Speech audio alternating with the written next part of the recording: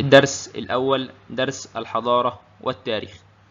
طب احنا عايزين نعرف ما هي الحضارة. قالك إن البشر كانوا عبارة عن أسر متفرقة يعيشون حياة التنقل والترحال بحثا عن الطعام، وبعدين تحولوا إلى جماعات صغيرة بدائية من أجل الصيد، وبعدين عرفوا الزراعة فعرفوا معها حياة الاستقرار.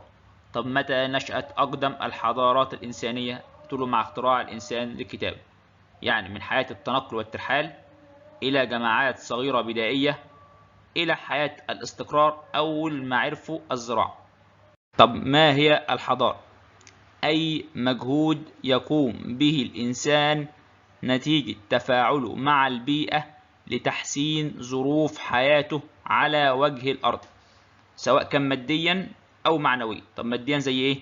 العمارة بأنواعها أو الاختراعات المختلفة. طب معنويا زي إيه؟ الفكرة، الثقافة، الفنون، الأدب، العلوم. طب ما هي الغاية؟ إيه الغاية من مفهوم الحضارة؟ تعمير الأرض. سؤال: تتمثل الغاية الأسمى للحضارات الإنسانية في إيه؟ في التركيز على الجانب المعنوي، ولا توفير احتياجات الإنسان، ولا استغلال الموارد، ولا الإصلاح والاستمرار؟ احنا قلنا إيه؟ ما هي الغاية من مفهوم الحضارة؟ تعمير الأرض. أقرب إجابة إيه؟ الإصلاح والاستمرار. طلع مؤرخ اسمه ويل ديورانت قال لك هناك مفهوم مختلف للحضارة. طب إيه هو؟ نظام اجتماعي يعين الإنسان على الزيادة من إنتاجه الثقافي. تاني، نظام اجتماعي يعين الإنسان على الزيادة من إنتاجه الثقافي.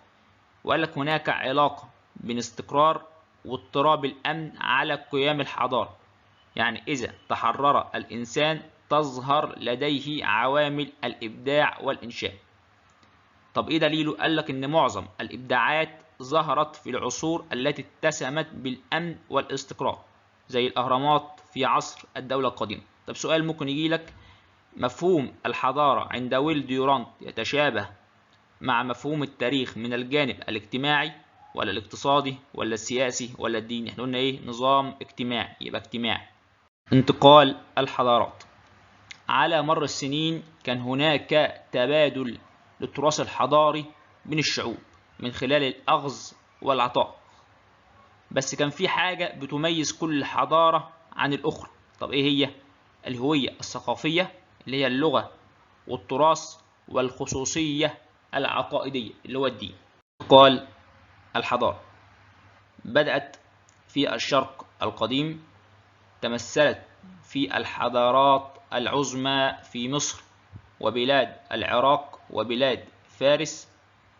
انتقلت إلى الغرب، تمثلت في حضارتي بلاد اليونان والرومان.